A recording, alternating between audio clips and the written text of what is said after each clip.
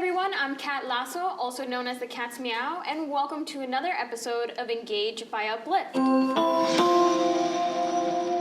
I'm here with Connor Manning, Laci Green, and Julia Nunes. Hi.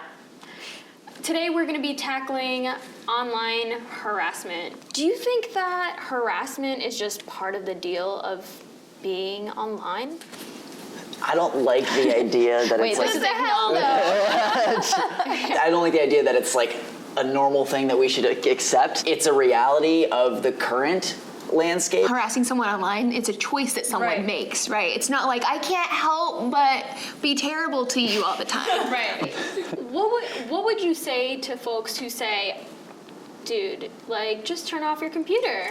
That's it. Like, there's a tendency of people to be like, this is the real world, and the internet's the fake world. We need to stop dismissing online digital spaces, virtual spaces as being less real. They're very real. And we don't dismiss that, well, we do dismiss harassment in real spaces Right. too. Oh, shoot. And words matter. Like, words matter, like, in every world that you exist in. I know for me personally, when times when people have been mean to me over the internet, when it lingers, it stays with me like for weeks sometimes. It's also important not to just like hand over the internet to the people who are being awful. Mm-hmm. Why should you have to leave?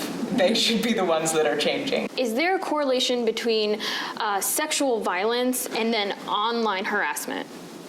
Yeah, I think that sexual violence and harassment are all part of the same sort of machine. I think people who experience that have found each other on the internet and are talking, and now there's a dialogue. And I think that because of the internet, we're all kind of seeing like, okay, this is happening everywhere in real life and on the internet. It's happening to you and me, and we're gonna change that. The internet's kind of a great equalizer, and because of that, you know, you can have people with amazing opinions doing amazing things, but you also give a platform to the other end of it as well. You have people who come together who share those terrible opinions, and they get together and they get really angry and very loud.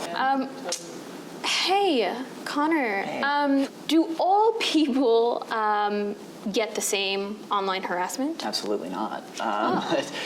It's not, like, I deal with it, but maybe it's like one or two mean comments out of like a couple hundred. I'm just, by the nature of who I am as a white male, you know, it's not something that I deal with. People can look at me and they see a person, whereas, you know, the dehumanization factor is not something that hits me nearly as hard. So, you know, my role in this situation is to just listen to everyone else's stories and then speak out when it's my turn. What effect can online harassment have on someone? I've had some very scary situations in being online, and I don't think I've ever felt so scared in my life. It's terrifying, and it is compounded by the fact that everyone dismisses it, right? But it can also affect your self-esteem in a serious way, and it can affect your willingness to speak out and to express yourself creatively. It can really hamper your creative expression. That, you know, it's harder, you know, you're talking about being white and being a man, like the more identities you have that is seen as an acceptable target, the harder it is for you to really live on these creative platforms in the same way that everyone else is. And that results in lost opportunities, and it's harder for you to become a part of a professional industry. Yeah. It just has, I mean, it's everything. What can creators do in order to combat online harassment? You do not have to respond to anything. It's like you are not under no obligation to ever speak to someone who is making you uncomfortable. You are under no obligation to ever engage someone who is harassing you. I think that's important, but in a bit of a more Band-Aid sense. Yeah, you know, it doesn't like solve it the doesn't problem. solve the Yeah, root of the it just problem, sort of- but it is an important thing to empower people to know. But I think we need to call out that behavior. You know, as someone who works in the industry, like something that I am trying to work on is getting these platforms, social media platforms, to actually take it seriously. And I think that also creators in a YouTube context specifically need to support each other on that too, because it can't just be one person who has to bear this entire load themselves. And people need to we need to, you know, be more supportive of each other and calling that out. So it's not always like people of color, it's not always women, it's not always the LGBT community that is having to bear this burden alone. What would you tell folks at home who are watching, who are viewers, who are active viewers, what can they do? One thing that I have found very helpful is that my audience does not leave me to handle it alone. Like, it's nice to know that I have supporters and viewers who are tackling some of the comments and actually turning people, changing their perspective. I've seen it happen in comment threads. It is rare, but I have seen it. And it's just nice to know that there's someone out there for you. And this is kind of on a different note, but I think that something's been important for me, and I would encourage like any viewer to do, is to examine yourself. I think it's really easy to be like, I am open-minded, I understand things, and I am good.